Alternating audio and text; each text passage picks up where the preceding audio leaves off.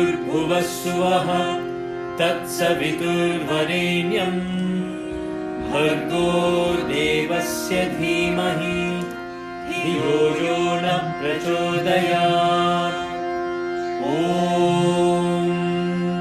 भूर्भुवस्सुवः तत्सवितुर्वरेण्यं भर्गो देवस्य धीमहि धियो यो न प्रचोदयात्।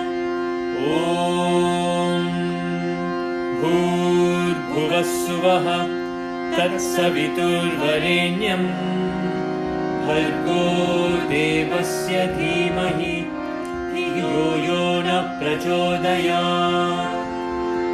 अशेम बहु वहिष्ठेमस्ति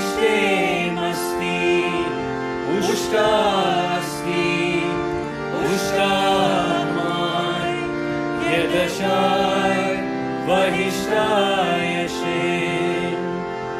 श्मा इस्राएल Adonai Eloheinu Adonai Echad। Namo tassa bhagavato arahato samma sambuddhassa। Buddham sharanam gacchami Dhammam sharanam gacchami Sangham sharanam gacchami। Our Father, who art in heaven, hallowed be thy name. Thy kingdom come, thy will be done, on earth as it is in heaven. Give us this day our daily bread, and forgive us our trespasses, as we forgive those who trespass against us. And lead us not into temptation, but deliver us from evil. For thine is the kingdom, and the power, and the glory, forever and ever. Amen. Bismillah ar-Rahman ar-Rahim. Bismillah ar-Rahman ar-Rahim. Bismillah ar-Rahman ar-Rahim. La ilaha illallah, Allah, Allah. La ilaha illallah, Allah, Allah. La ilaha illallah, Allah, Allah. Om Saishwaraya vidmahe Satyadevaya dhimahi Tanna sarva prachodayat। Om Saishwaraya vidmahe Satyadevaya dhimahi Tanna sarva prachodayat। Om Saishwaraya vidmahe Satyadevaya dhimahi Tanna sarva prachodayat। Om Shanti Shanti Shanti।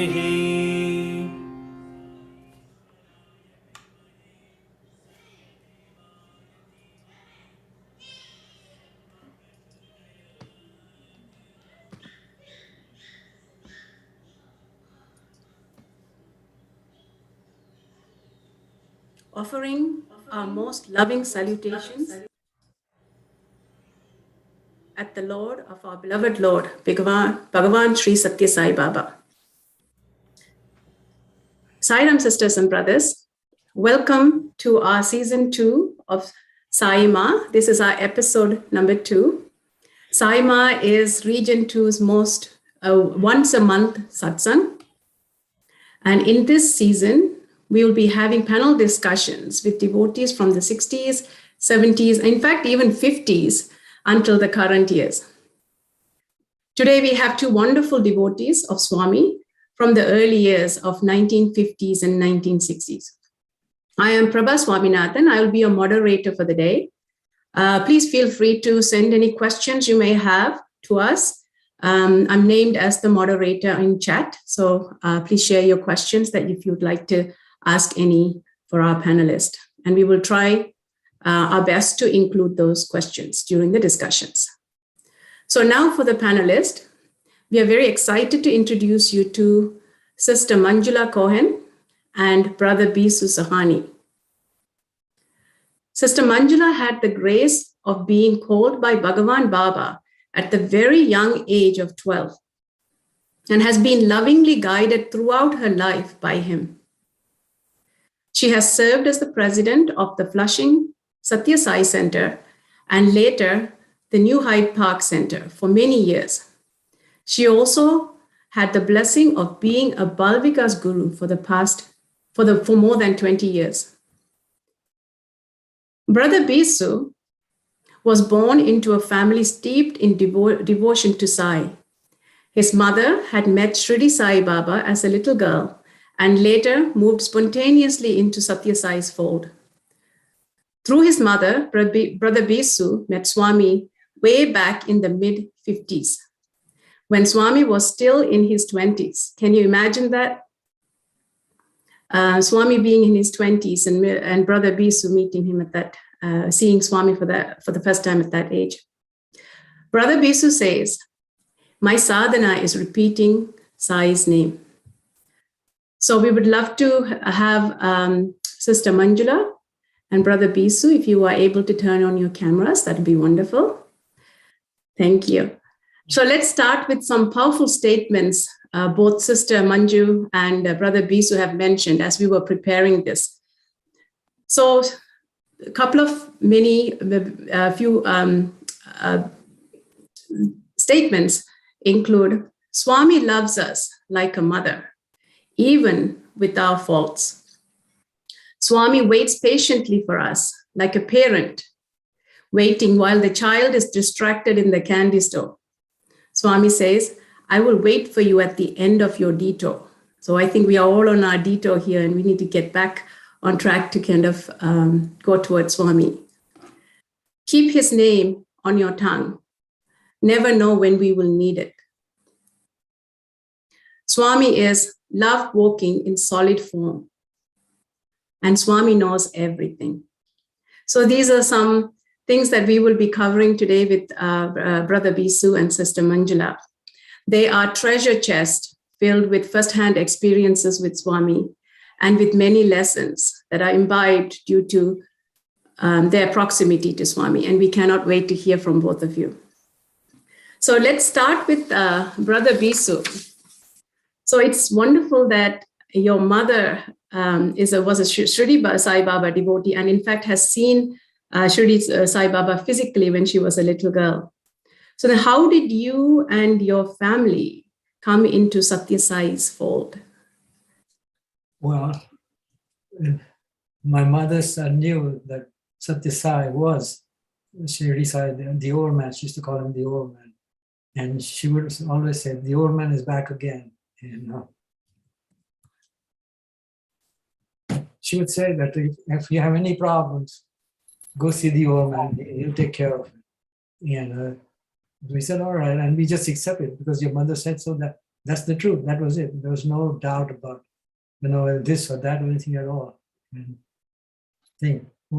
so that's how I came into Satya Sai.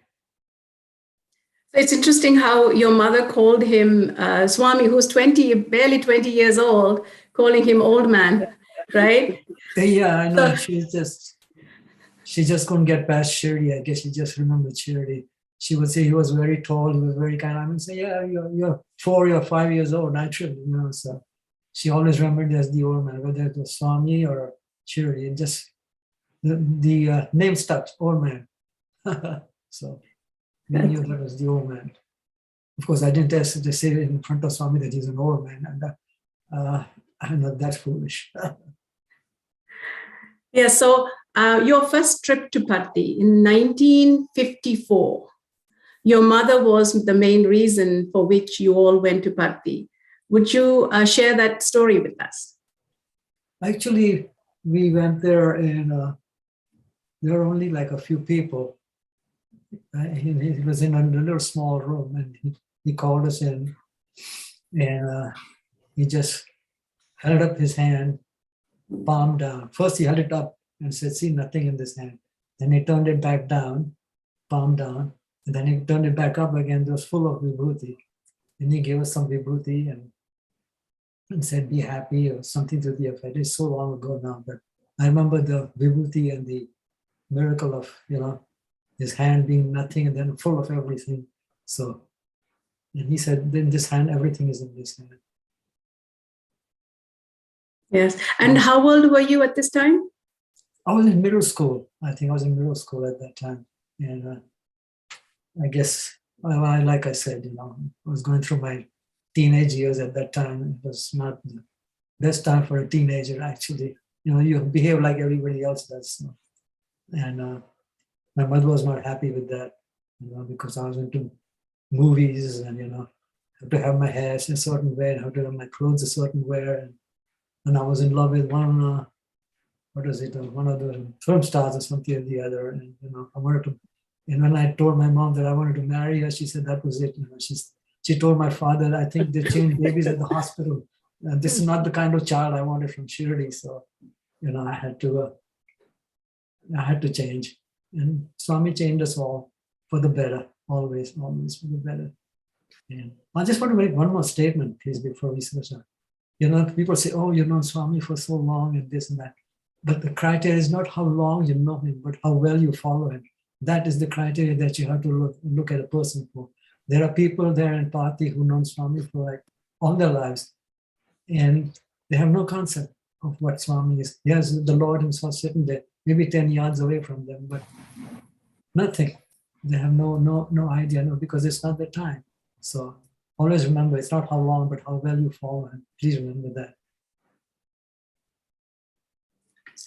Wonderful. Thank you. Thank you for that. That is so true. It is, we have a lot of viewers here who may not have seen Swami or just, recent devotees, but it's how deeply we know Swami rather than how long we've known Swami. So thank you for saying that too.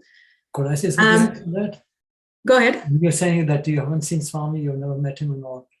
But you have to understand that in the morning, this is an example of when a gardener comes out and he wants to pluck flowers.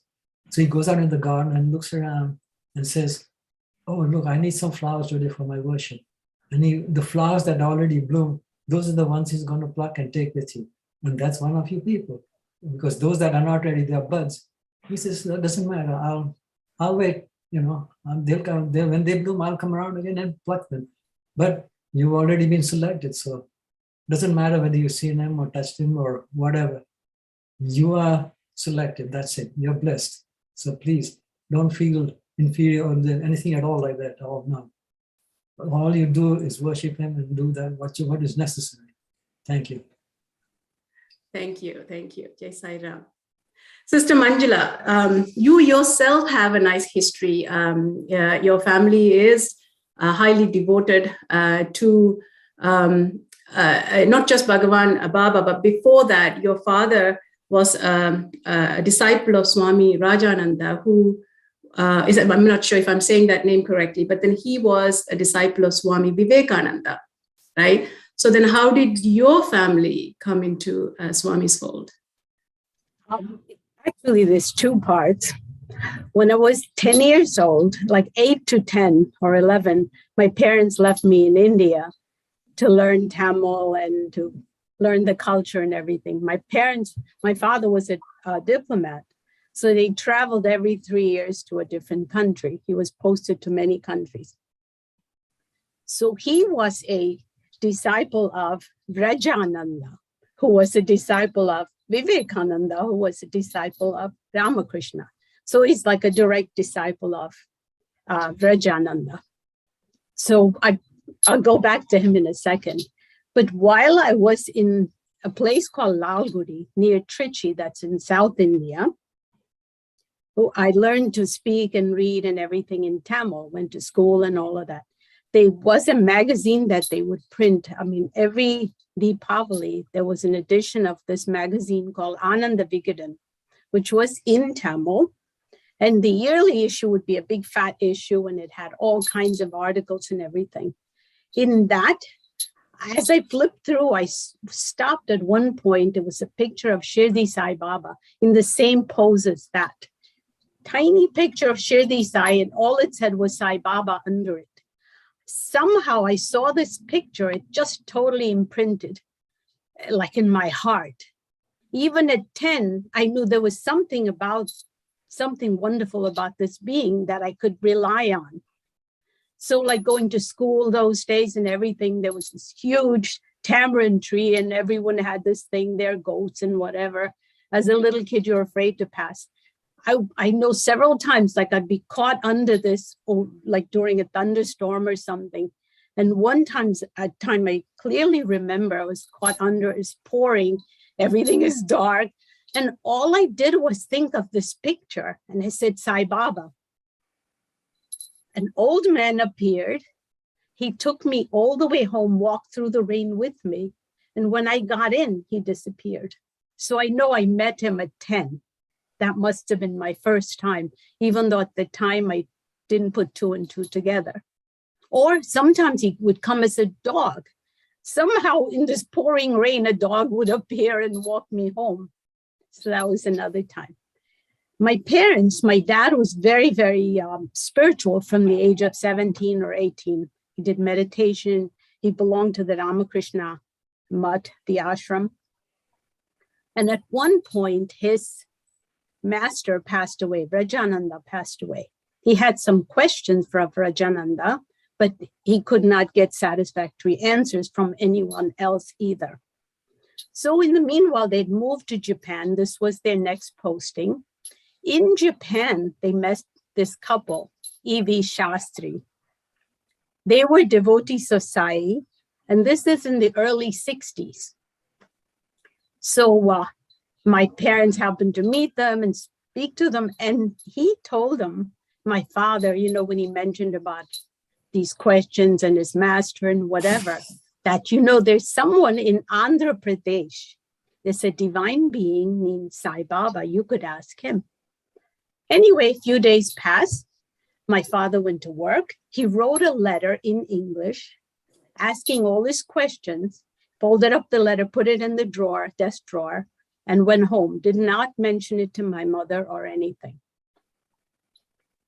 Later that night, early morning, my mother had a dream. In her dream, Swami appeared, spoke in English. At the time, my mother couldn't speak English or understand English. He told her, tell Ganesan, that was my dad's name, and gave her all the answers to his questions, and blessed and disappeared. My mom woke up like, wow, you know, like this incredible person. I saw my dream, woke my dad up to tell him that somebody, like she kind of had seen a picture. So I guess she must have known it was Sai Baba, but nothing more than that. So she told my father, this person showed up and she could repeat everything she heard in English. See, it's hard to repeat a language if you don't know it and remember all the answers. My father's ears, his eyes welled up with tears. He started crying and he told her that he wrote, she didn't know about the letter. So he told her about it. Then they both decided this is somebody divine. They haven't even spoken to him. They wrote a letter which wasn't even posted yet. So they decided the next posting, see, after each posting, they get to have a vacation in India. So between countries. So they figured when this Japanese one was done, they would go see Swami. So that's how they first met Swami. They came to India when the 3 years were over. Took all of us, we were all kids in school at the time, to see Sai Baba. So that's how we first went to see Sai Baba. That itself is a big, long adventure because this was mid-60s, 64. So, you know, you take a train, you take a bus, you take a bullock cart, whatever you do. So when they took us the first time, I remember we went get off the train. When you come out, it's the place, I think it was called Penukonda, if I remember correctly. It's just all farms. All you see is fields and fields of rice and corn and other things.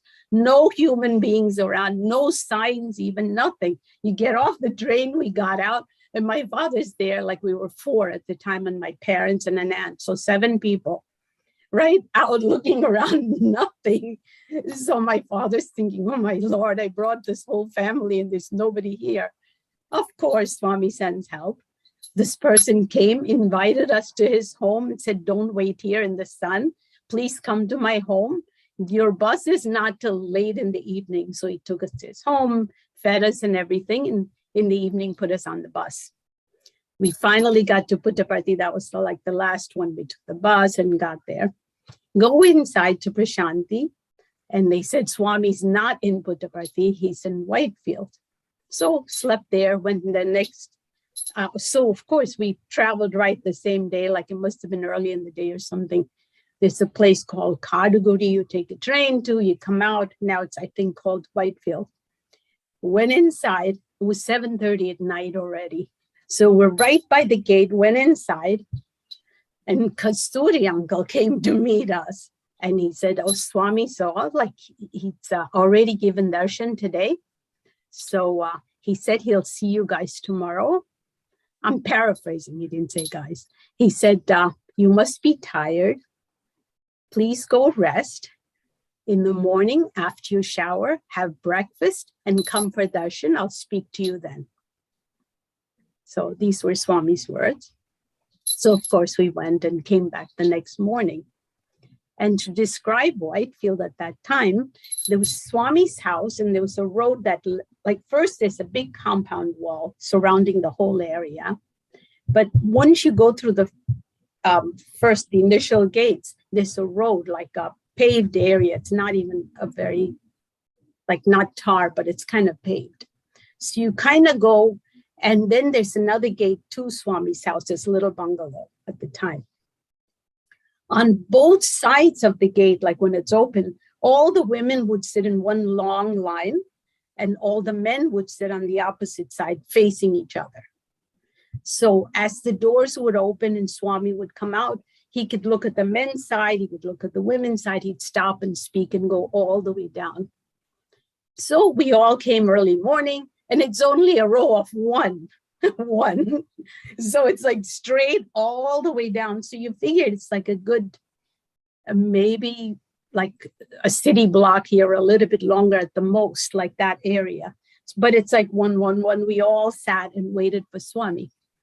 So finally, the wonderful moment arrived. The gates opened and Swami just stepped out. I'm sitting next to my mom. I saw him. I couldn't stop. I got up and ran towards him. Like I wanted to just hold him or hug him or something. I have no idea. Just wanted to be there. Swami said, stop. I stopped on my tracks, right? And he said, discipline. And he said, I'll come to you. Please go sit down. I said, oh, I'm sorry, Swami. He said, very happy. So I just went back and sat next to my mom again. So that was our first meeting with Swami.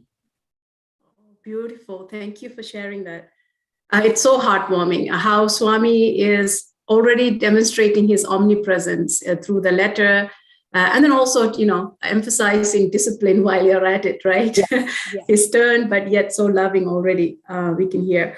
Brother Bisu, so you also have early memories of Swami. There were conditions in the 50s. You would sit in the sand with Swami and kind of witness some beautiful miracles as well.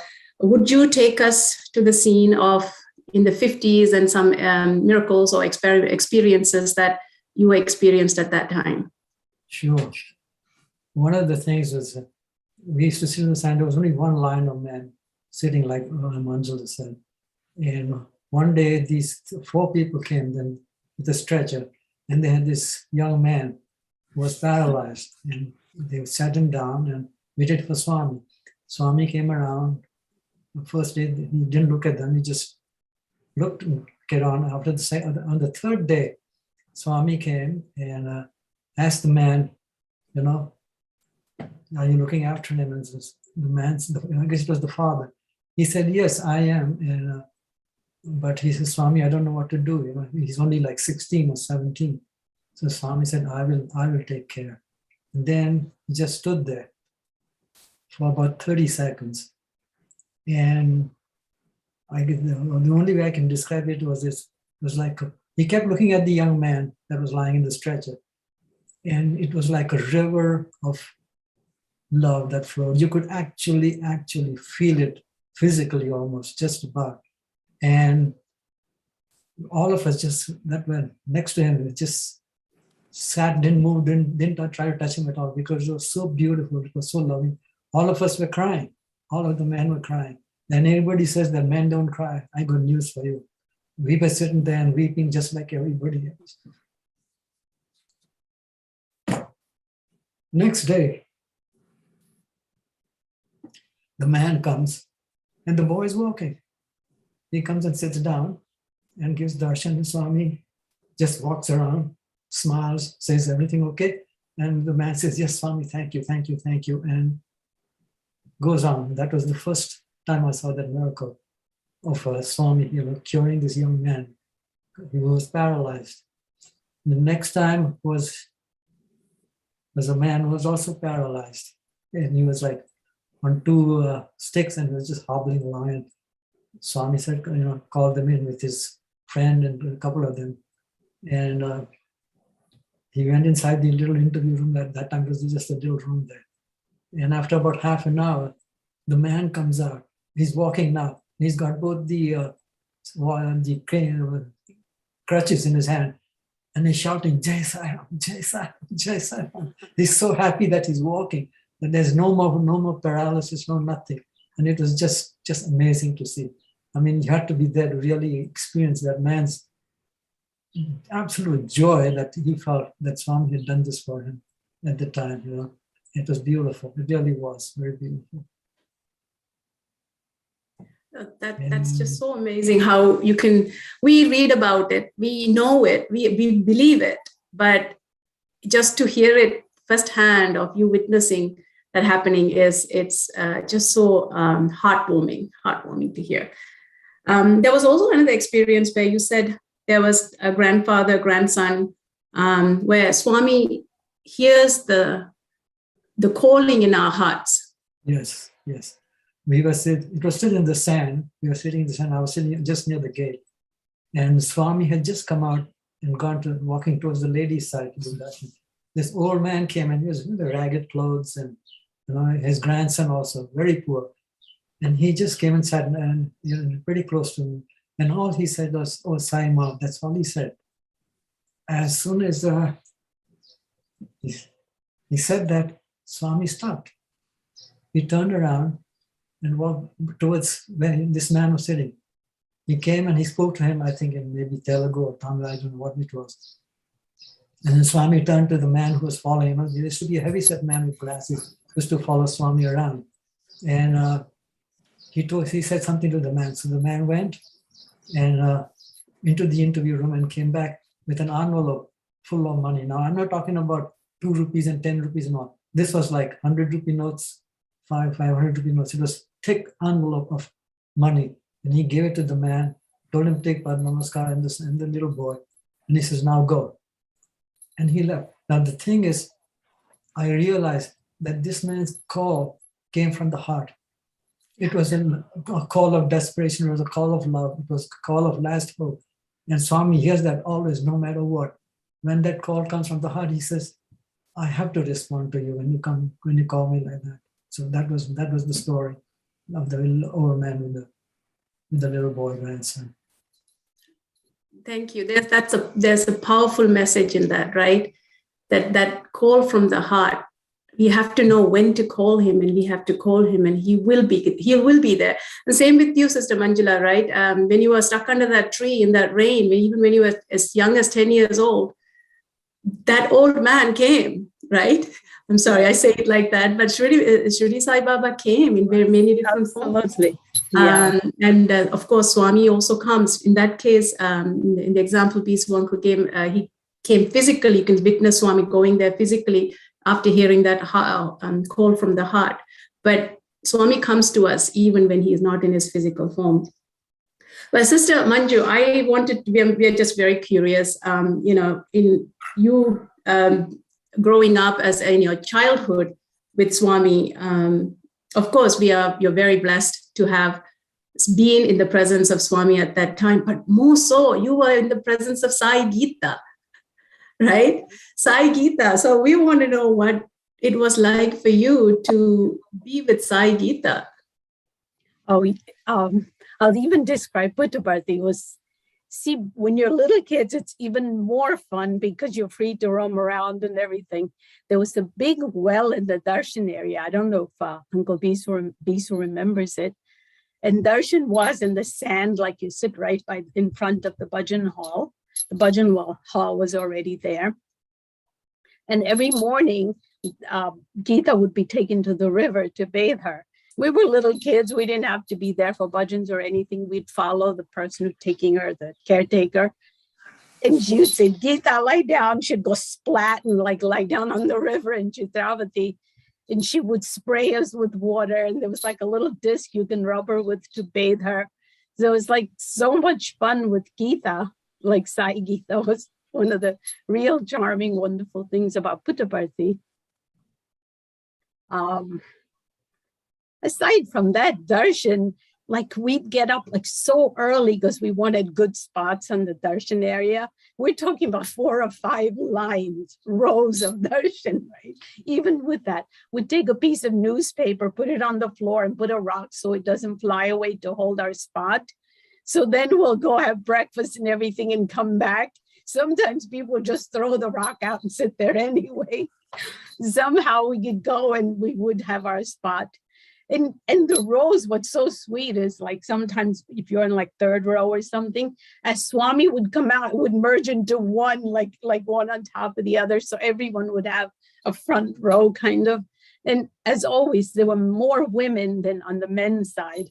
So it was always more packed. So it's like you see this big bunch of women all waiting to get front row for Swami. So as far as that, Puttaparthi, at that time, we didn't really have rooms or anything. So we would go, there was one huge room we could stay in. One time, in fact, we slept right in front of the bhajan hall. In the middle of the night, it started pouring. It was around October, I think. Swami himself came outside, woke us up and told us to go inside the bhajan hall and sleep. Why are you all sleeping here? You buffaloes, go inside and sleep. So that was a very, very sweet incident with Swami. How motherly and loving. And this in the middle of the night, he just woke up, came down the stairs outside to tell us to go sleep inside. And all the facilities we have now, no such a thing. You took a bucket of water, you went up the hills. If you had to go to the bathroom, you have a friend, always someone to keep a watch. And then if you want to, you go outside for a bath, they'd be this little 2x2 room you buy for 2 rupees, which is probably a few cents. I don't even know what it's worth now. Get a bucket of hot water. That's how you bathe. You get cold and hot water and took a shower there. So Puttaparthi was fun. And of course, when Swami came, it was so wonderful. But we were little kids. I didn't appreciate him the same way as I do now. It was just fun to be there. And it was such a joy to see him. But something inside already always knows this is no ordinary being walking in front of me. Even at 10 or 12, you know it. Thank you. Thank you. Brother Bisu, you were laughing too when you heard about the bucket and... Yeah, because we had to, you also buy hot water and go there and the little room that was there and you wash up over there and things like that. And of course, you always had company. You had frogs or lizards or something. Yes. Stay in the corner there. No, don't bother me now. Let me wash up now. So, and that would be... Oh. Yeah, the thing is, later on, they had built proper bathroom behind the sheds. And we were there, and Anne and myself. So there was the ladies' side and the gents' side. So one day, Anne went in to get a shower. As she was in the shower, getting ready to get a shower, there was a big bullfrog sitting in the corner.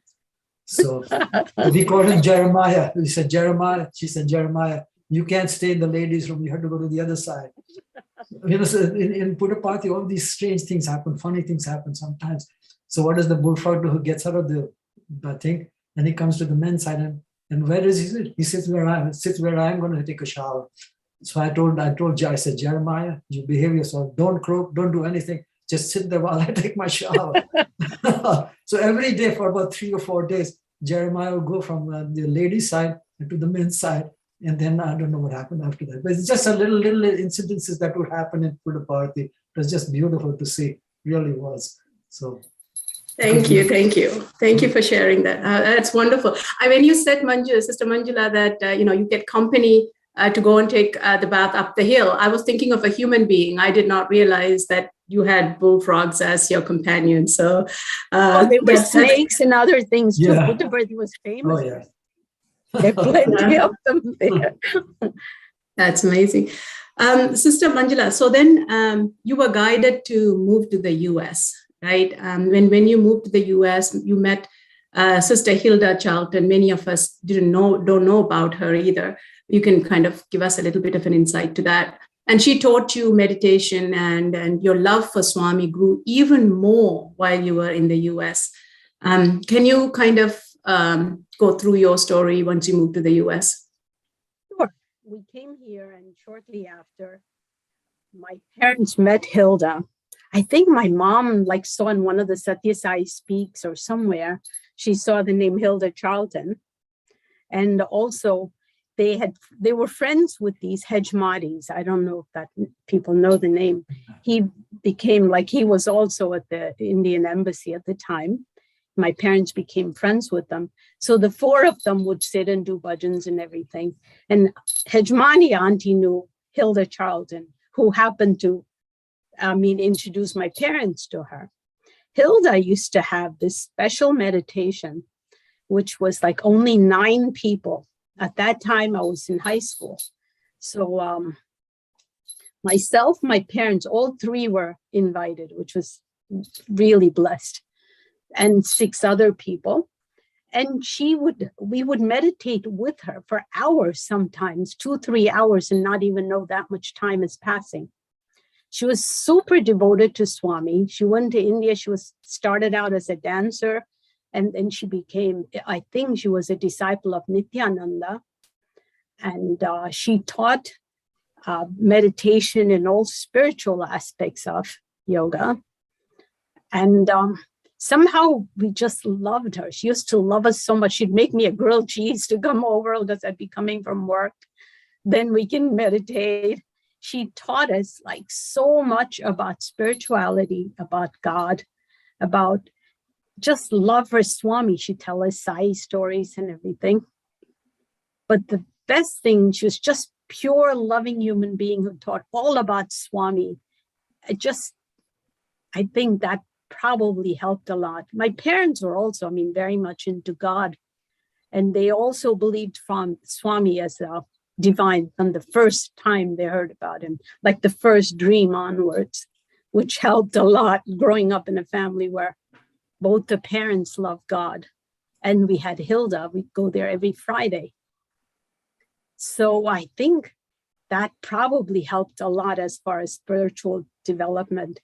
And being from 12 to 17, we didn't go to India. We were here. I was in high school. I graduated. I couldn't wait to go see Swami. So I kind of had to, my parents did not want me to go yet. And my father couldn't travel till his assignment was over or something like that, some kind of period. So, I got a summer job as soon as I graduated from high school, made the exact amount of, I'm saying exact, I earned money during the summer to save up to buy a ticket. And it turns out I had the exactly correct amount for a ticket and X number of days to stay in Puttaparthi in India. And by mistake, a mail showed up at our house, which was really for a bunch of doctors to go to India. So it's a Christian Science Board or something they had to speak meeting in India. So they had this chartered flight. And we got that, like my father said, maybe Swami wants you to come look at this letter. Oh, in the old days, you could also send a telegram to Swami asking permission. So we sent a telegram, Swami, can we come? And he said, yes, with blessings.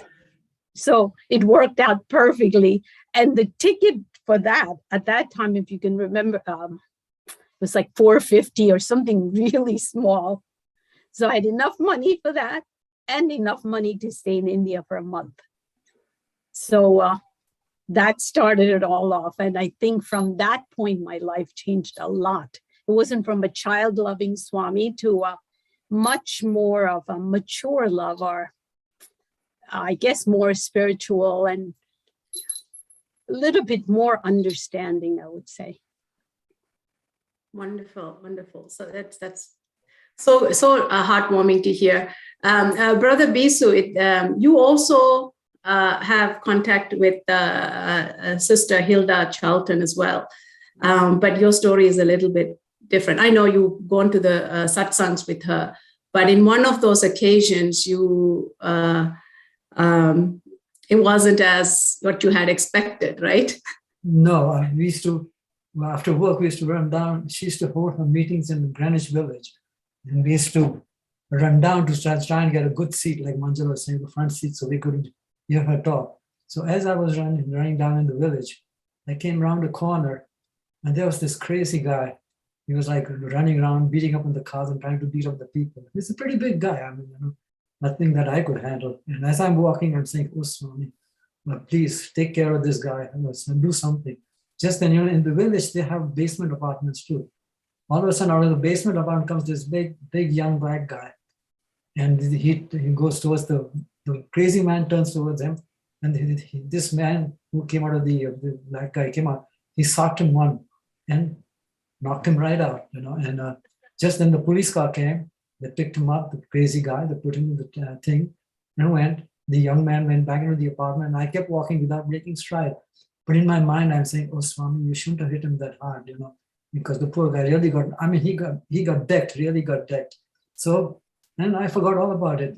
The next year we went, and Swami called Anne and myself in. And we were standing, then he puts his fist up like this, puts it against his face. And he says, I had to hit him very hard over there because he was a crazy man. That's why I hit him that hard. I said, Swami, thank you for taking care of me for that. This is just to show you that he's everywhere. And no matter what, just call him from your heart and he will answer you no matter what. So he'll take care of you. Believe me, he will. So that was my story with Hilda at that time. And she really was a very special person. She really was. And she helped us, all of us, she helped a lot of us, further our spiritual endeavor or whatever, to understand ourselves better and to understand Swami better too. So it was very nice. It was very nice to be there at that time. Thank you. I think for me, the message here is when the other gentleman came to knock this person out, you in your heart knew Swami had come. In your heart, you were saying, Swami, you shouldn't have knocked him out that hard. So you were talking to Swami, you recognized that Swami had come, right? And then later on, Swami confirms the fact that he was there. I mean, Swami didn't have to do that, but it instills the deeper devotion to Swami, knowing that when Swami kind of comes back around and saying, I was there, you called me and I came. Yes, he did. And he saves his faltering or misguided devotees sometimes. And when you don't understand, you're better to turn around and go the other way. Instead of that, I just kept walking. So he said, all right, now I'm going to do something with this guy. So that was it. It was Swami, no doubt about it. Yes. Brother Bisu, you were also instrumental in starting the Brooklyn Sai Center with Sister Anne Sohani during Swami's birthday in 1973, I believe. Do you know how that started, and can you kind of share that story with us? Yeah, what it was really actually Anne at that time. What they were doing, they were studying, a book by some American sage or something or the other. pathways to God or something like that. I forgot now. Maybe Manjula remember the name, I'm not sure. But so one year somebody gave them a book. These people came from Switzerland that knew, and they told Anne that, we met this amazing man in India, and he's like, these worshippers God and stuff like that. So finally what happened was Anne and Mary and the rest of them went to India and asked Swami, can we start a center at that time? So Swami said, yes, go and start a center.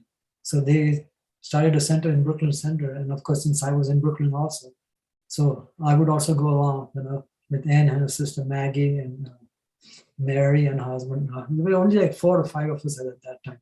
That was one of I think the earliest center was the one that Manjula's mom and dad started. That was I think the first one in Flushing. Wasn't it in Flushing, Manjula? Was it? It was. But I think Manhattan and Brooklyn existed already. Wasn't it? Yeah, I think ours was like 78. 70. Oh, okay. I'm not so sure. Or 77, 78. So yours, Brooklyn must have been a little earlier. Yeah, we started early, and then, of course, when we went back to see Swami said, Swami, only 4 people. And he said, no, quality, not quantity. I want quality. It can only be 2 people, doesn't matter, but I want quality. So we were quite happy. And then he gave us some bhajan books, exact number of bhajan books too. He gave us like 6 bhajan books. So when we came back, we had 2 more people join this at the center at that time. So he knew what was going on. So it was nice. At that time, it wasn't Anne Sohani, it was Anne Gregory. Her name was Anne Gregory at that time. We weren't married at that time. So. Okay. Yes. We'll come back to that story, Brother Bisu. But before that, I want to ask Sister Manjula about the center that your parents helped start, and you were part of, which is the Flushing Sai Center. Can you take us through that story and Swami's hands in that?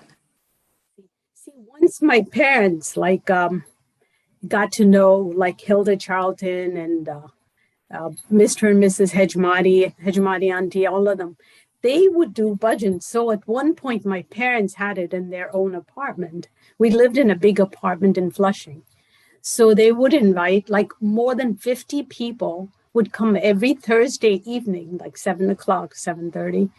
And they had bhajans every Thursday, Sai bhajans for an hour and a half. And my mother would cook during the day and have this big meal for everyone at the end of it. At one point, Swami sent a message through either Dr. Hislop or someone else. You may not have meals at a Sai meeting unless it's a special meeting, only Vibhuti Prasadam. So, of course, they obeyed everything Swami said. So the next week onwards, it was Vibhuti, unless it was a special holiday or something. So from 50, 55 people, the numbers went down a bit. It went to 30, or like in the 30s. But anyway, it continued very, very nicely. At that point, Anne and Dr. Hislop said, hey, why don't you guys start a center in Flushing, in Queens? We don't have anything in Queens. I believe Manhattan and Brooklyn already existed. So my parents, of course, without asking Swami's permission, they wouldn't do anything. So at that point, I used to go to Swami very often. I'd get a job, make enough money to buy a ticket and go to Puttaparthi. Always wanted to keep going to Swami. And one such time I was invited, at an interview, I asked Swami, my parents would like your permission. May they start a Sai center? And Swami at first said, no, foundation is not good. It's shaky. And then I said, okay, Swami, so they won't. He said, no. He said, I will bless, start. And he said, yes, start a center. I bless. He said it 3 times. What had happened at that time was I came back, told my parents the whole thing, and they were accredited right away because Swami said yes. And they started a center. It was wonderful. It was Friday nights. We would have the meetings in the basement of their home in Flushing, 59th Avenue. But the neighborhood was not ready for it, even though it's not like they're publicizing or singing out loud. If you pass by our house, I guess Friday nights, for an hour, you can hear the singing, even with the door shut. So they started throwing rocks and stones and breaking all the windows in the house, and we had lots of issues.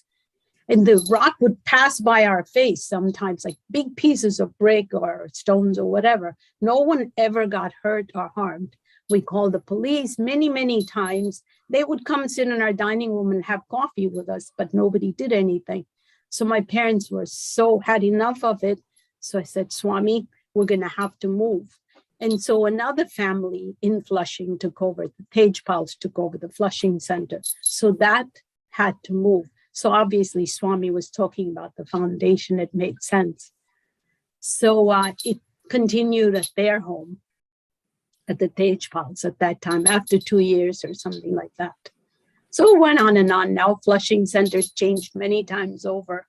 It's still there, God's grace. Thank you. It's so beautiful to hear both of your stories and how Swami is instrumental in guiding in the centers being started up. It's not something that just comes up. It's a blessing of Swami that these centers are there. And then now going back to Brother Bisu about Sister Anne, and so Sister Anne, passed away and merged with Swami a few years ago, we understand. But your journey with her started with Swami's blessings. And Swami kept on asking you, what is your intentions? And we want to hear about that, please. Okay. What happened one year?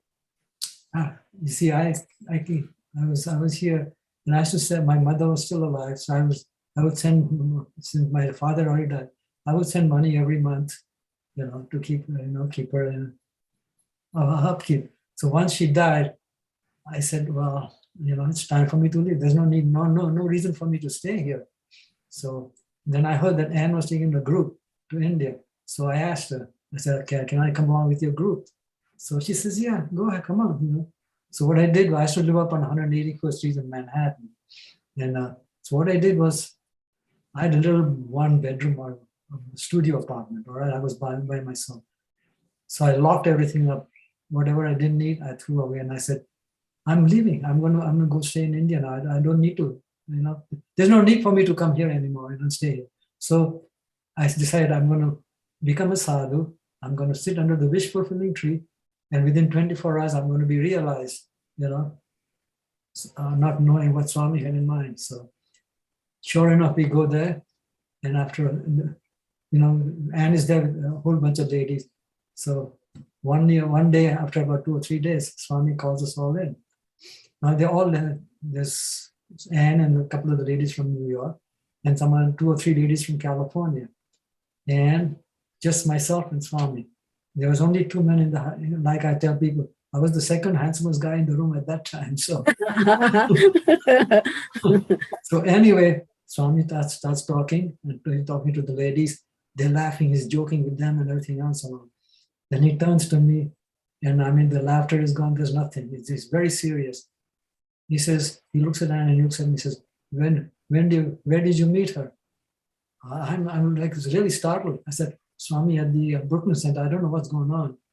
So he says, how long have you known her? Now I'm really beginning to get nervous. I said, I don't know, so much time. He says, then he looks at me and says, what are your intentions? I'm saying, what are my intentions? I don't have any intentions. I was coming to stay here and, think. So he doesn't say, then he starts talking to the ladies, laughing, joking and all. Then he turns to me and he says, what do you do? I said, I work for an accounting company in Manhattan. He said, okay. He says, then he says, how much do you make? So I told him how much I make, and he just shook his head, probably saying, not much. So then he's talking to the ladies. And then he says, do you want to get married? I said, what? Married? I said, Swami, I'm not going to argue with you now. You tell me what you want me to do, because you know what I want. So he says, okay. Then he talks to the ladies again for a few more minutes. Then he turns again to me and says, do you want to get married? I said, Swami, what do you want me to do?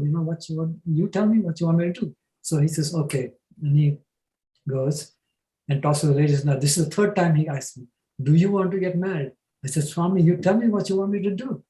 So he says, then he looks in the distance and clenches his face. He stands up, he says, yes, do marriage. That'll make you settle down.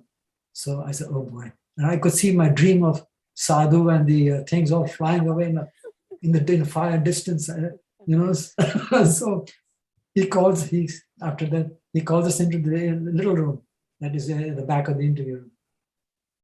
And he makes us bend down, touch his feet, and he starts reciting some mantras. I don't know what it was. And he starts producing rice. It's not regular rice, it's gold rice. It's made of, I think it was gold. Because it starts producing it on us. And he does the mantras, he finishes, okay, stand up. Then he says, okay, now. Then he tells us, he said, this is a marriage between man and God, not between man and wife. So I realized that I was going to be a companion to her more than anything else. That since she was already a member of the council, I guess she had to go all over the place. So I sort of figured that. So that was the end of that. And so when we came out and we shook hands, and she went to her room, I went to my room. And when we came back, I went to my apartment and she went to her house in Brooklyn. And this carried on for almost a month. After work, I would go and she would cook me some meal and we would shake hands and I would go back to my room apartment that I wasn't supposed to be there. And after a while, then we moved in together and that's how it became, man and wife. I want to kind of pinpoint that part. I know you mentioned that, Swami said this marriage is between man, not between man and wife, but between man and God. But is there a deeper meaning to that? What I know you mentioned that's because, you're supporting her, but is there anything deeper than that we can take away? Yeah, it's like, don't get too caught up in this marriage kind of, family matters things and things like that. No. Your marriage is to support one another in your spiritual endeavor, to be kind to each other, be loving, and do your spiritual sadhana more than anything else. Take care of the family matters if you have children. No children, we didn't have any children, so because it was marriage between man and God. And so it was more like a spiritual journey for both of us. I don't know why, but that's what it was. And it was the right, for me, it was the right choice for me because even after almost 60 years, I'd say, I never saw her get angry ever, never ever. That's God's truth. Yeah. Now and then I would try to press her buttons, I would say, and Swami really married to a very handsome man, So she would just smile and hand me the japmala. She says, do this. He says, it won't make you look better, but it'll make you feel better. So, so that was the arguments we would have. I would try and do that to her, but she would never get upset at all. So that was my marriage. Wonderful. Thank you for sharing that. Sister Manjula, for you also, Swami has, has played his role, of course, everybody's role, but specifically for you as well, in your marriage as well. So can you take us through that? It's interesting. It's somewhat similar. It's, the first time I went to see Swami, this is on my own, not with my parents. Remember I said I graduated from high school, saved up money, went to see Swami. I wanted to move to Puttaparthi with Swami. Whitefield had a college. We didn't really look into all the details, thought that's it. I'll move to India, live with Swami. I'll just get his permission and stay there. So I'd taken the typewriter. Those days, by the way, we used typewriters. And everything, like 2 suitcases of stuff, all the things I would possibly need, and went to Puttaparthi. Went to see Swami, and it happened to be in Whitefield. It was the first of the year. So when we got there, it was a lot of people in Darshan area. At that time, there were trees and everything. And the big tree with the Krishna statue and Swami in front, that famous photo, like people would sit around it and bhajans. It was so wonderful. It gave a speech and everything. So after that, the crowds are still sitting in, we're all sitting around trees and stuff in big groups. Swami sent someone, I think it was Mr. Dikshit, to go find somebody who's wearing a pink sari, and she's from New York. Find her in the crowd and tell her I'll speak to her this afternoon at 3:00. So this man comes over to the lady's side. I'm sitting under a tree.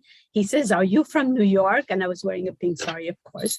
I said, "Yes, yes." He goes, "Swami said he'll speak to you at 3 this afternoon."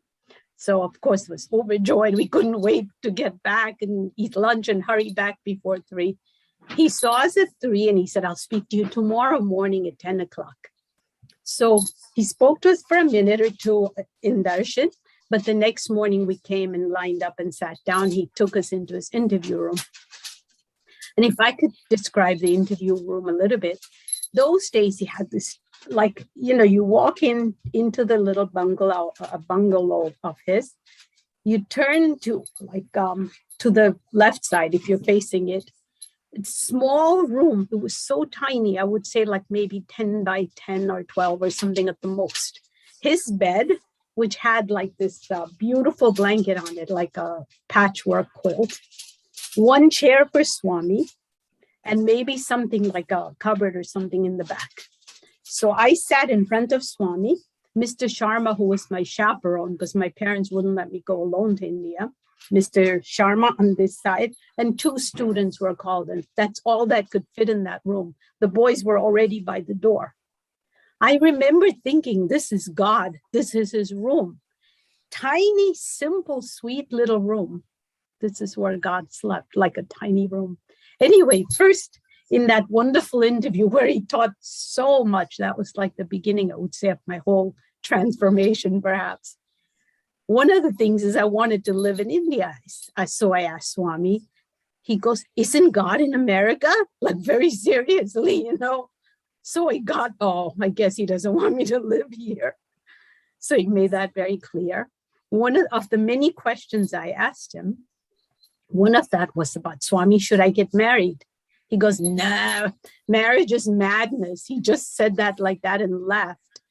Kalyanam Paityam, he spoke in Tamil. So I just laughed with him, okay. Then he goes, no, but he goes, "If you give a promise to a man," he says, "it's not dating, marriage, divorce the next day." He goes, "It's a promise for life." And he said it very seriously. And that was it. And then he spoke about the Atma and all kinds of other things I needed to learn. I remember I even asked him, "Swami, could you give me a mantra to repeat?"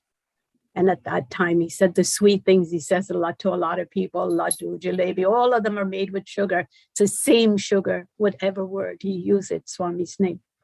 So that interview ended, and then stayed there for a while and many other interactions with Swami. Came back to America, time passed. I mean, we went back and forth, my parents also. By that time, I'd gotten, like in one interview, my father asked Swami, "She's so old, she's still not married," So I was 25, by the way. So Swami looks at him, "Don't worry, she'll meet her husband in March." So my father looked at Swami, "Which March, Swami?" He said, "This coming March." And it's interesting because I worked for American Express at the time. My husband also he also worked at American Express, and I met him March 21st of that year, just as Swami had said.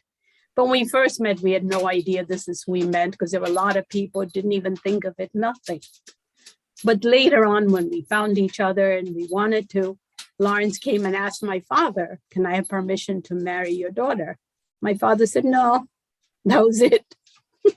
So he goes, "No." And he couldn't argue or say anything. He went home, I went back, whatever. That night, Swami came in his dream, and he gave him such an intense dream. He looked him over top to bottom. He said it felt like it was piercing through him. So the next day he told me, Swami came in my dream and like he looked me over. It was really strong, everything, an intense dream. So I told that to my parents. My parents figured they can't get rid of him so easily. So they thought they came up with a clever idea. Go ask Swami. If Swami says yes, of course you have our permission.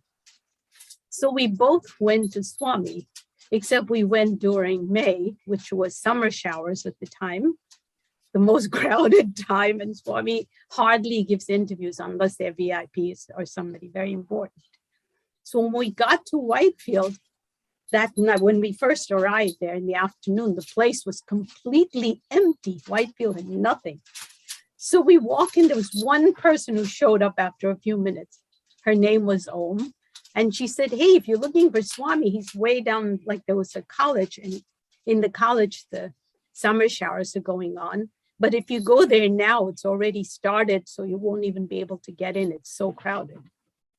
So we figured we'll just sit there and wait right there on the entrance to his room, that road, you know, the parallel one I was talking about previously. Just sat there and we sang bhajans for 3 hours waiting for Swami.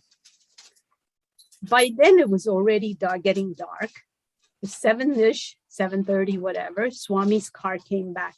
And we knew it had to turn at a certain point so he would slow down a bit. So we sat at that point and waited. Of course, he came, stopped his car, turned the light on and opened his window. With a big smile, he looked at us. See, we had gone to ask for permission. We sat there, both of us, right in front of him, could not speak. We just like, both of us like this, staring at Swami. He smiled back, and I had this letter for him, and I had a handkerchief. Those days you could used to embroider and stuff. So I wrote Sairam and made a beautiful handkerchief. I had that with me too in that packet. He stuck his hand out and took that from me because it couldn't even occur to me that it was for him, I was to give to him. Then he gave me one more second to talk. I couldn't say anything. I just said, oh, Swami, we love you. Just like that. He goes, I know, with his head going like this. And they drove off. That was it. We missed our greatest chance. So we came home. Nothing happened. My parents were so happy. No answer. Nothing happened.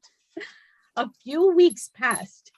I was spending a weekend with a friend at a friend's house, Debbie. Bisa would know Debbie. Anyway, we're sleeping, her bed and my bed. And just early morning, 3:30, I had Swami's dream. Swami came in my dream, same spot in Whitefield. He comes near the lady's side. I look up and, oh, Swami, may I please marry Lawrence?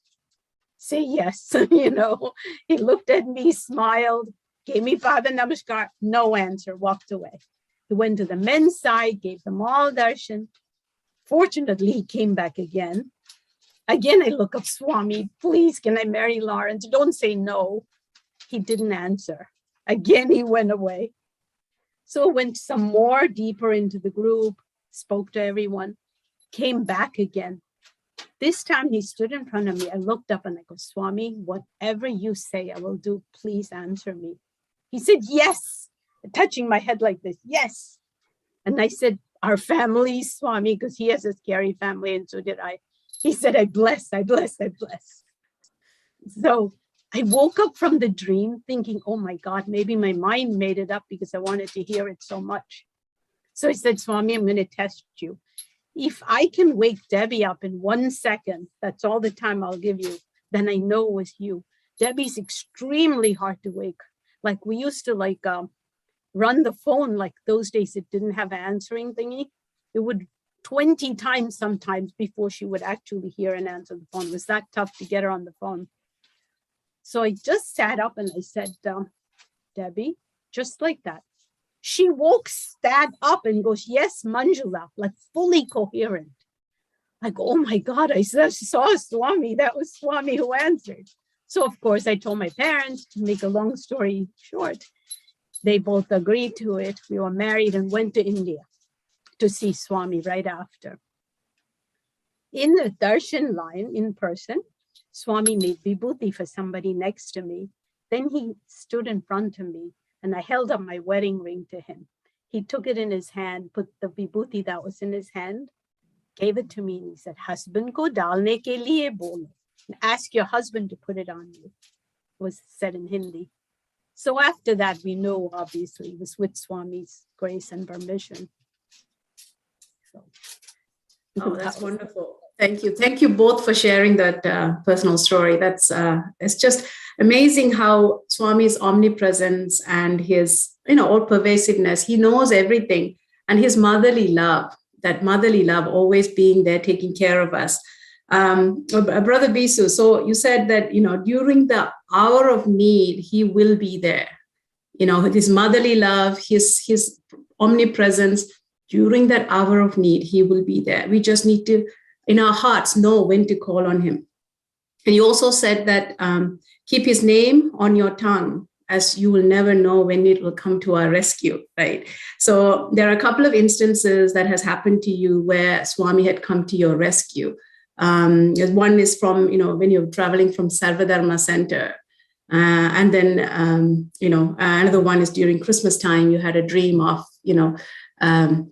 not so pleasant thing happening. So can you share those stories where Swami came to your rescue? Just one note before I go into the story. Manjula was talking about, marriage and stuff. In one interview, we were in Whitefield at that time, and Swami had called us, and there were about 2 or 3 couples out from our Midwest and California and all. And he told 2 of them, the couples that were there, they were living together.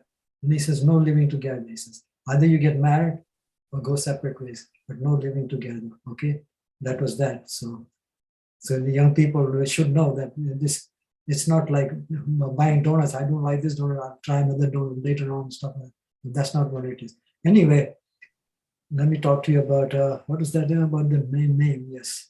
Swami coming to your rescue and his omnipresence. Yeah, okay. 1 year, near Christmas time.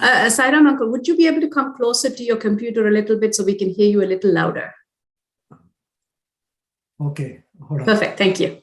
Okay, now, it was near Christmas time, and I was asleep, and in the morning, Swami comes in my dream. No, I'm dreaming that I'm standing there with an umbrella, it's raining, and there's a man across the street, and he's shooting at me. That's very common in New York, shootings. So I'm saying, oh, Swami, I'm going to die, Swami, I'm going to die. He's shooting at me. And all of a sudden I look up and Swami's there. He's in the umbrella. And he looks down at me and he says, no, don't worry. Nothing's going to happen. You're not going to die. Don't worry. And the dream ends and I forget about it. But a month later, around in November, Christmas time is coming. So Anne says, let's go do some Christmas shopping. I says, all right. So we get on the subway and we get off in Queens, and one of the stops where the mall is there. And as we were walking up the ramp, a lot of people, everybody's there shopping and happy and all. This man at the top of the ramp reaches into his pocket and takes out a gun. And he shoots the guy on the right in the leg, and he falls. As soon as the shots rang out, people started running. Then he turns to the left and shoots another guy in the shoulder, and he drops. By now, there's nobody on the street or anywhere. And I take Anne and I push her into one of the openings that are there, the emergency door openings. And there's somebody's little girl too. So I push her also, and I said, Anne, get her out of the line of fire. Now there are only 2 people standing there. The subway is behind me, and the man is standing there with the gun pointed at me. Now the easiest thing for him to do is to just go past me into the subway and disappear. Nobody would ever know. So in order to get past me, he'd have to shoot me. But for some strange reason, he turns to the left and runs down the street. And the cops come and they pick up this man who's shot in the leg, and the other one who's shot in the shoulder. And I tell Anne, I said, okay, Swami's taken care of it. Let's go finish our shopping. And later on, I realized, I said, oh my God, that's the dream I had of Swami. They're telling me, don't worry, you're not going to get shot at all. So that was one incidence of Swami's name. Let me see, I have some notes here. Oh, the Garden State Parkway. Even after Swami had died, it was in 2011, it was about 2 years later, Anne had to go down to the Sarvadharma to say a few words. So we were going down the highway, Garden State Parkway. And in front of me was a bunch of ladies, about 3 or 4 ladies. They were all talking, very happy and driving. We were in the center lane. There are 4 lanes there. So as we come up to a certain point, there's an accident on the road, far to the right. Probably a fender bender or something or the other. So another lady tells the driver, look, there's an accident over there. So she looks over and she does the strangest, most foolish thing. She comes to a dead stop right in the middle of the highway. Dead stop. And I'm right behind her, maybe 20 yards, 25 yards. I'm doing 60 miles an hour. I know I'm not going to stop. I won't be able to stop at all. And Anne puts up a hand to her face to cover her face. And I tried to slam on the brake, and I closed my eyes and said, Swami, we are done. This is it. Because at that speed, none of us are going to survive. And then people will, pile up behind us also. And I closed my eyes for about a second or 2 seconds, and I opened my eyes, nothing. I'm still driving down the highway. Traffic is flowing normally. I look in the rearview mirror to see if those ladies are, I don't know what he did with the ladies. Maybe he put them on the side or something or the other. I don't know. But just going, no problems at all. So I said, oh, Swami, thank you. Because I said, Swami, this is it, we're done. And he said, no, not yet. I'll tell you when it's done, not before. So that was my other story of Swami going down the highway. And talking about going down the highway, one year when Anne was one of the directors, and they had the first meeting of the directors in Los Angeles at Mrs. Cohen, Elsie Cohen's house in Los Angeles. So Anne said, let's go, she had to go to the meeting. So we only had fare one way to go to California, not two-way fare. So we found a place that had these cars that they had to be transported across to California. So we went there, and Phil Gosling was at this house at that time. And so we got the car. It was a little Chevy Vega or something like the other. And we started driving. The halfway, we are in Utah now. It's in July. It's hot. Believe me, it's hot. It's about 100 degrees. And we stop at the gas station, and the guy says, there's a sign there saying no gas station for the next 110 miles. So you better fill up now, So we fill up, and we're driving, and it's hot, 100 degrees. Yeah, Phil is resting in the back, and Anne is next to me in the passenger seat. As we were driving, after a while, the hot sun's beating in the car. I look at the thermometer in the car. It's into the red zone now. It's overheating. And I said, Anne, the car is overheating. We are in trouble now. What are we going to do? So we both decided we'll call Swami. Swami, please help us. The car is overheating. So lo and behold, clear blue skies, nothing. A little cloud comes over and starts raining on the car. It's raining on the car only. No. And the guy in the back who's there, looking out the window to see what the heck is going on over here. And the people in the front looking back and see, oops, sorry, what happened here? It's okay. You can turn your video back on. That's okay. Yeah. There you go. And this little cloud is raining on us for the next 5 minutes. I got my wipers on, and and they're all looking at the same. Where did this cloud come from? So after about 5 or 7 minutes, the cloud stops, and the car is cooled down enough, and we carry on. No problems there at all. So there's just the way Swami's way of saying, "Don't worry, I'm looking after you." Then we went on to Los Angeles for the meeting and stuff like that. And that was nice. Wow, such powerful stories, powerful stories. First, the shooting, your confidence that Swami will take care of it. And then, of course, it's all confidence that Swami will come for the aid when there's a true need, that heart-to-heart call. And even for the second story with just before the accident that never happened. And the special cloud right over your head, to kind of... It's just so beautiful how he gives such special attention. All we have to do is call. Because I remembered what he had told me when we were in the earlier days, when we were sitting in the sand, Swami would make vibhuti and some people would hand him a handkerchief, please, couldn't do that. And I was, one year I was there and he came around and I was holding the handkerchief in my hand. And he looked at me and he says, hold nothing in your hand except my feet, and walk down. Hold nothing in your hands except for my feet. Except for my feet. So what does he do? Next day, oh God, sorry. He comes, he goes through it. Sorry. It's okay. He goes to a hand and takes a handkerchief and rubs it. And then he comes to me, takes my handkerchief and rubs it, in the evening darshan. So this way, we both have that. I still have those two handkerchiefs. And do you know there is still that smell after all that many years? The hanky still smell of Swami's, the jasmine or flowers, things and all. So, it's not, there's no time for Swami, there's no time. He just blesses you. Once he blesses you, you're there. Okay. Yeah. Thank you. Sai Ram. Sister Manjula, dreams are not so there are dreams, and then there's really dreams, right? Like Bisu uncle had many dreams as well that was guiding him. Similarly, you also had some powerful guidances through your dreams. One is, whether to go to India 1 year or not to see your grandparents. And then, of course, I think you also had a story with your work related experience. Can you share those, please? The first one was, as I said previously, I used to save up enough money. I've had so many jobs at that time in my life. So I had always enough money to buy a ticket and go to Swami. My whole purpose in life at that time was to see Swami. So I remember I had, those days you can make reservations far in advance, like with Air India. You would say, I'm going to go fly in XYZ and have your reservation. Then you feel so good and then you pay and buy your ticket. Was going to go at a certain month to go see Swami. Swami came in my dream and he said, don't come at that time. Come a few months later, like what time to come. And this is way before any of that happened. So what had happened was, of course I changed the travel dates and everything. And when the time that I would have gone came about, there was such a massive flooding.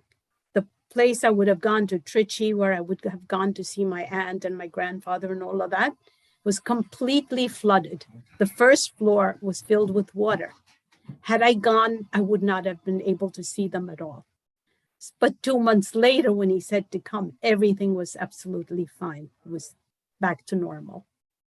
That was like God knows everything. Like when we say omniscient or I don't even think we can define the word. It's just he is, was, will be, and everything in everyone. It's like he knows it all. And he's so kind to come to us and tell us, which is the sweetest grace at all. So a couple of more stories like Bisu was saying. I'm sure everyone has a driving story that Swami showed up at.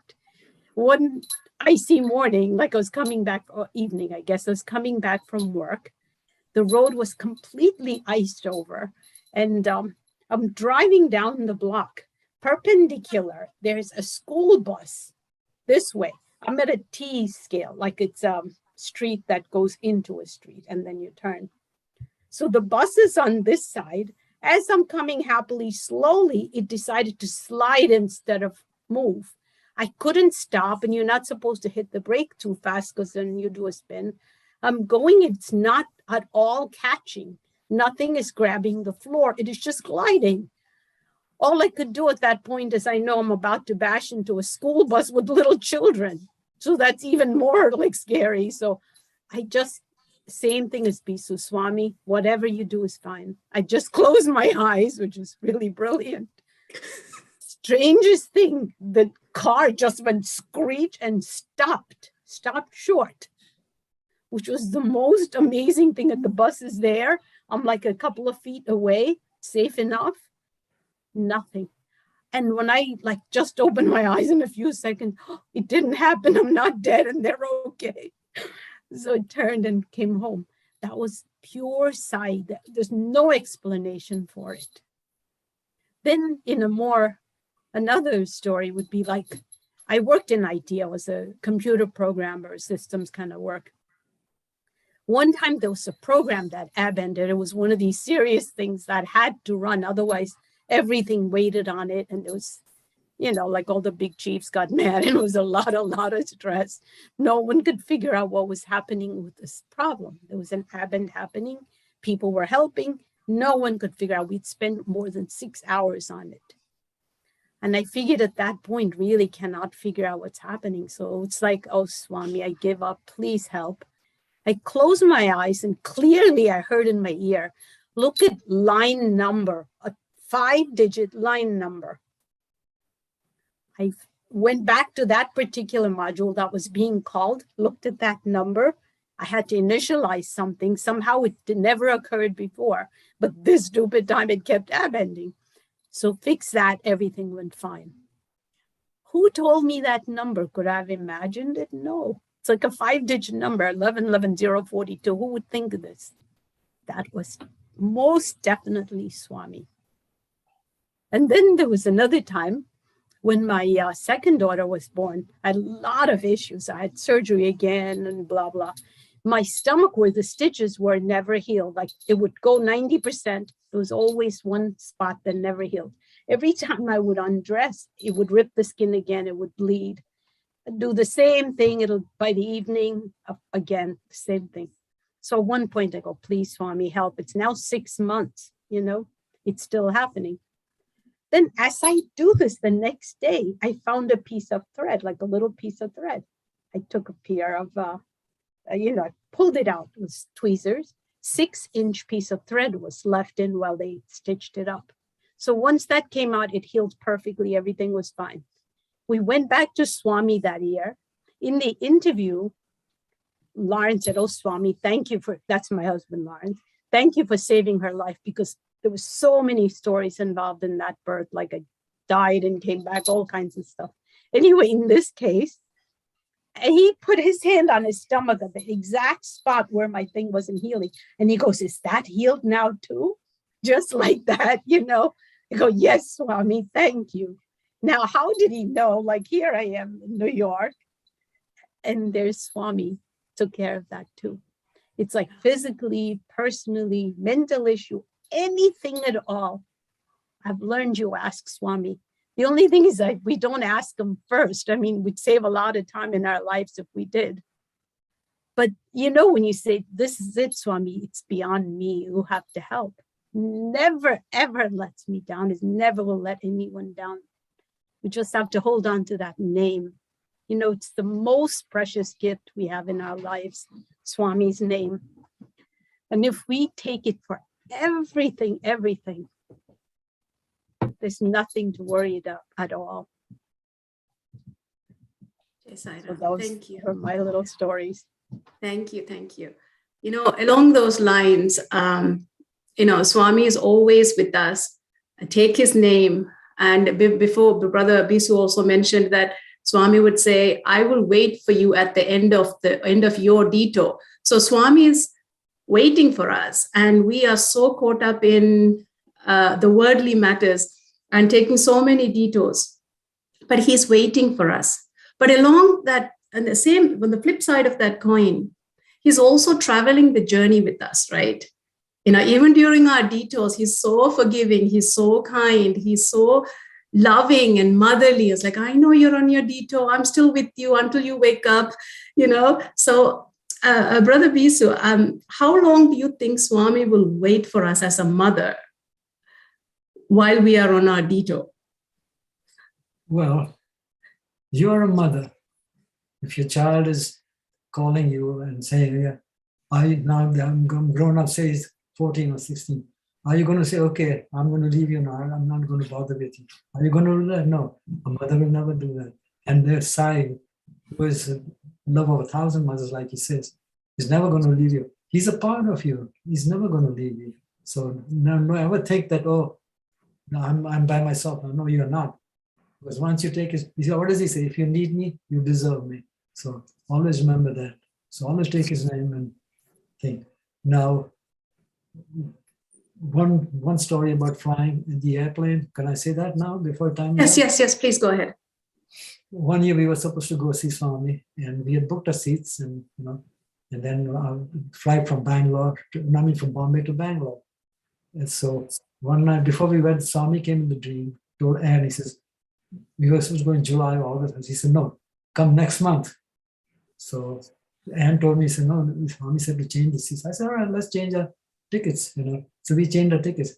Then we realized the Indian airline plane had crashed with almost 300 people on board. And our seats were on that plane for that flight. And Swami had told Anne, he said, no, don't come.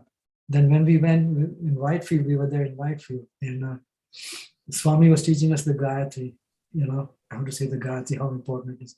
And he said, when that plane crashed, he said, if one person had said the Gayatri once, he said, that plane would have never have crashed. He says, you may forget everything. He says, but never forget the Gayatri. Always do the Gayatri. Always do the Gayatri. Before you step out of the house, do your Gayatris and then go. He says, they'll always protect you no matter what. So that was my flying story, like Manjula says about flying and different things. And he comes and he He looks after you. He's not going to leave you because he's chosen you. Once you're chosen, that's it. So always be happy. Always be happy. Always be confident that he's there, no matter what. No matter what. Yes. Thank you. I mean, the power of Gayatri, power of prayers, power of mantras, whatever. And like Swami had told us, Sister Manjula too, all sugar is the same, right? Yeah. Just choose that, what resonates with you, and keep repeating it, and start the day with that, spend the day with that, and end the day with that. So it's just so beautiful how that Gayatri mantra is so powerful, and firsthand experience of Swami sharing that with you as well, Bro.Bisu. That's just wonderful. Talking of Swami's, yes, please go ahead, Manjula. Just reminded me, about the sugar when you said, but later on, a year or so later, I don't remember exactly when, one Guru Purnima day, Swami did come and give me a beautiful mantra to repeat. So, of course, because he gave, we repeat, it's his grace. One time we were stuck, like I just wanted to test how strong that mantra was that he gave. I was traveling with a friend. We went past the border, like we were on our way to Toronto or something. It was very cold, middle of winter, I think February, January, that time period. And we'd gotten out of the car to use the bathroom somewhere. This was 2:00 at night, really brilliant traveling that late at night. It was just a friend of mine and myself. The locks all froze. Went to the bathroom. When we came back, we could not open any of the doors in the car to get back in and to drive away. So I thought, wait, Pummy, let me see. Swami just gave me a mantra. Let me repeat and see if it works. I went up to, by the way, before we even tried the key, we tried, it didn't work. We tried with a taxi person stopped. He saw us and he saw us struggling. He couldn't open. So he took a lighter very close to it to see if he could melt it. Would not budge. Some more time passed. So it occurred to me, why don't I say my mantra? It's his name.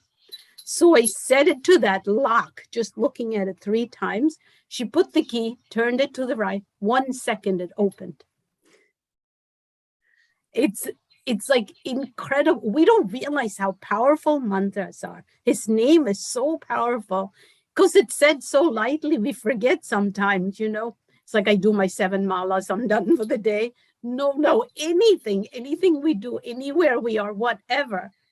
That name is like, you don't have to do any incredible stand on your head meditation or nothing. His name, such sweet, wonderful name. You say it, he's there. Thank you.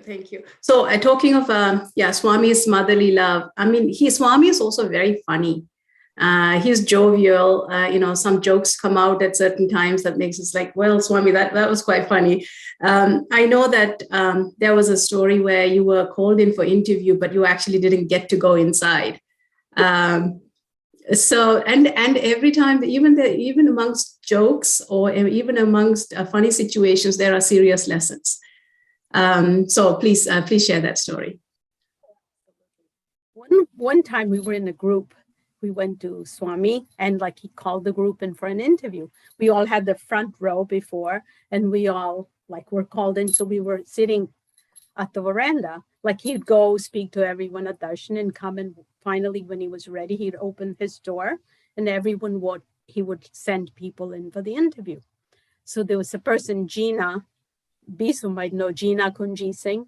Her and me were the 2 people seated there, and he said, "You're not white faces, go back."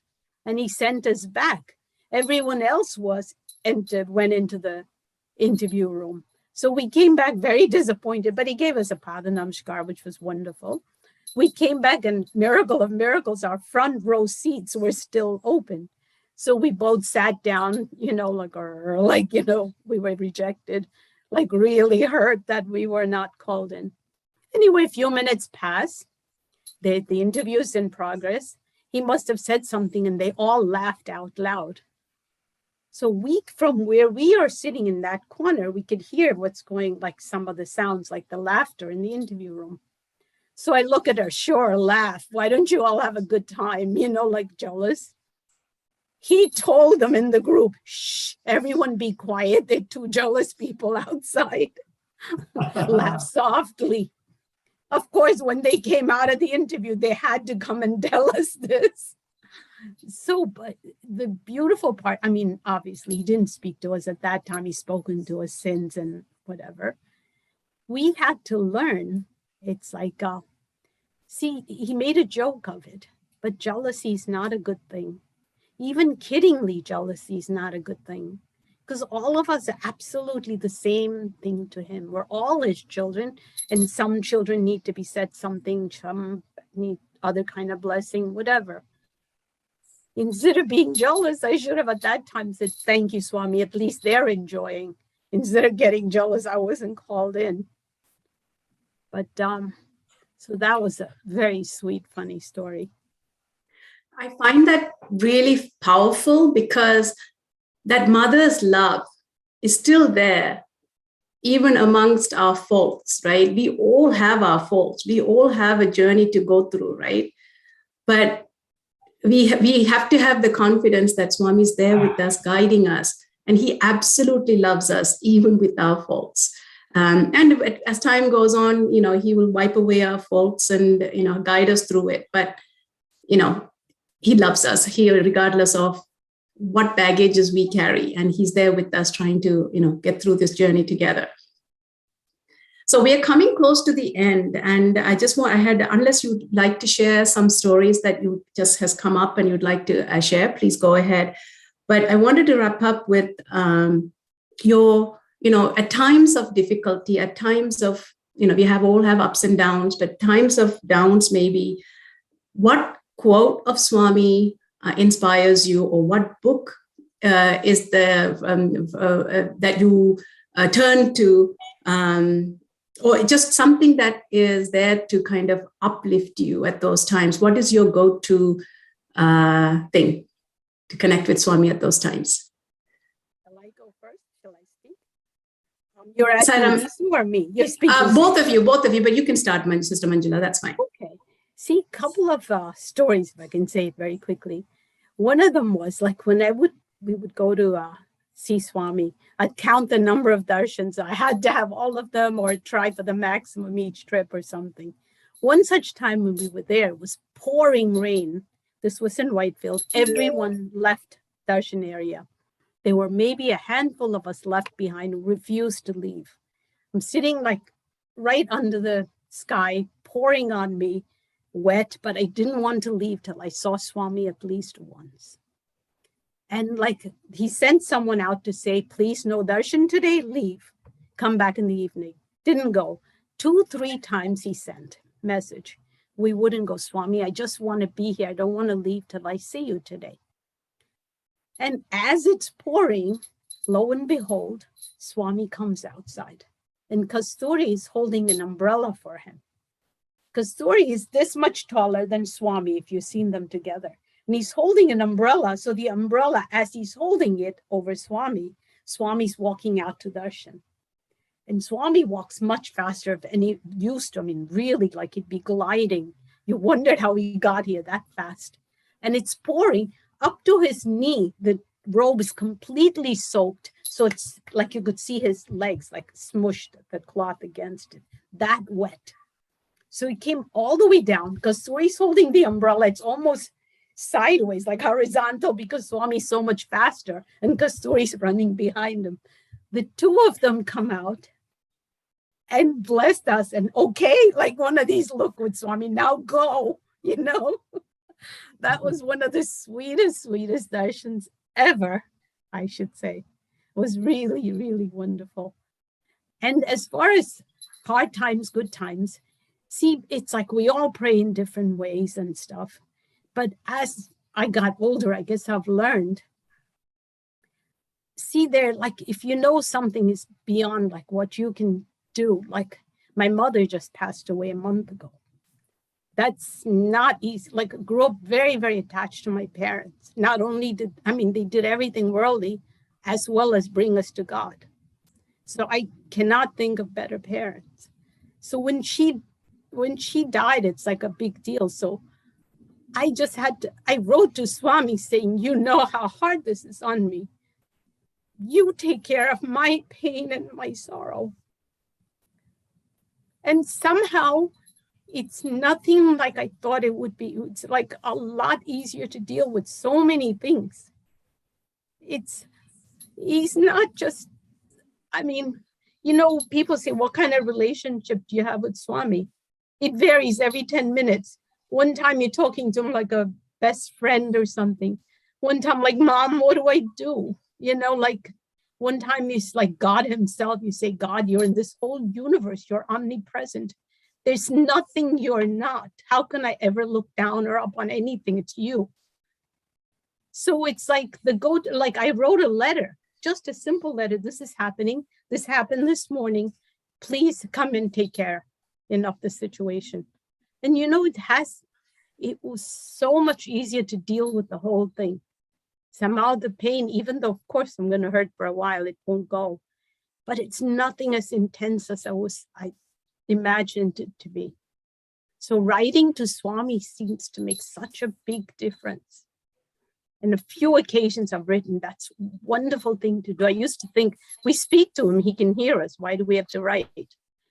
When you write, I think your mind is on it, your hands are working. It's like all attention on this. It's just you and Swami you're communicating to. That helps. Anytime you open a book, say, Swami, what is the answer? Just Satya Sai speaks any of Swami's books. Somehow there's a quote that applies to you. And the most wonderful thing from day one, not day one, maybe older, applies to me is the one he says, you need not extol me, only to rely upon me. I thought that was such a wonderful, grand thing to say. This is God saying, you don't have to go, la, la, you're so wonderful all day long. Just rely on him. He's ours. It belongs to me, all of us. So you just rely on him and say, God, you said to rely on you. Here I am, please help. He may not change in everything your way, but it always helps. There's always a solution. In hindsight, you go, wow, this was the best solution. No one can have done it better. And I wouldn't have thought of half the stuff or more, So he's it. It's like, it is, if I could say this, it's all about him. In this case, it's truly all about him. And we are him. Yes. Thank you. That was so beautifully put together. So thank you for sharing all of that. Brother Bisu, how about you? My favorite quote is the one he told me, hold nothing in your hands except my feet. And whenever I have any troubles and things going through, I always say, Swami, what should I do? Never say, what can I do this or can I do it? And he'll say, yes, very happy, go ahead. I always say, what should I do? And the answers usually come, like Manjula said, the answer will come. But my most quote is that I hold on to his feet and let things go, bygones be bygones. And whatever's going to happen is fine, as long as I don't let go of him and his feet. That's all. That's all I have to say right here. Just love him and be loving. Yes, just love him and be loving. Yes. Live in that joy, live in that ecstasy that you have, that he's given you, all of us. Just be that way. Live in joy. So yes, absolutely. He is genuinely, I mean, so many stories to even kind of package the fact that he is love, just pure love, his motherly love for us. And there's just no words to explain how he is there. He is there with us. He knows everything. We just need to hold on to him. Nothing in your hand but his feet. So I would like, as a region, entire region, we would like to thank you, Sister Manjula and Brother Bisu, for this beautiful journey together and for sharing your heartfelt personal stories along with the beautiful teachings that Swami has expressed through the two of you. Absolutely grateful. With that, we would like to end with Om and Tri Shanti. Okay.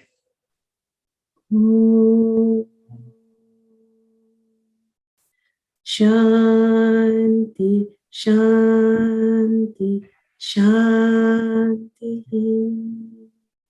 So it's time for our closing prayers. Jai Sai Ram.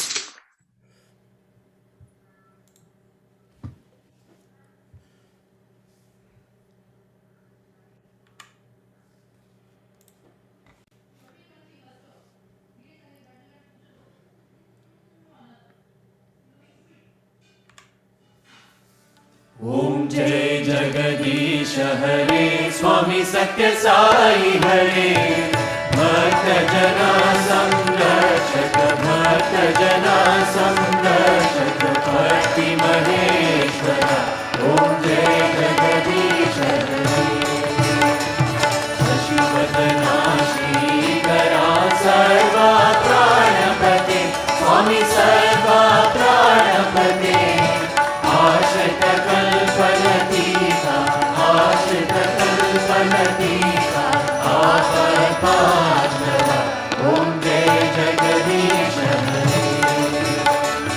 Mata Pita Guru Deva Mariyam Kayunive, Swami Mariyam Kayunive, Nana Brahma Jagannatha, Nana Brahma Jagannatha, Shayana, Om Jai Jagadish Hare.